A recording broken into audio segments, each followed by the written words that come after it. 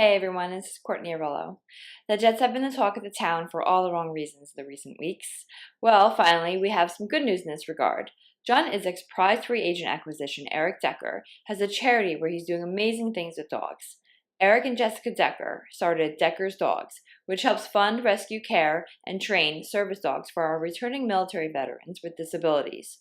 This is a great thing that they are doing, and you can also help support the efforts by visiting freedomservicedogs.com. Click on Eric Decker's graphic and learn how you can support with a small donation just starting $25.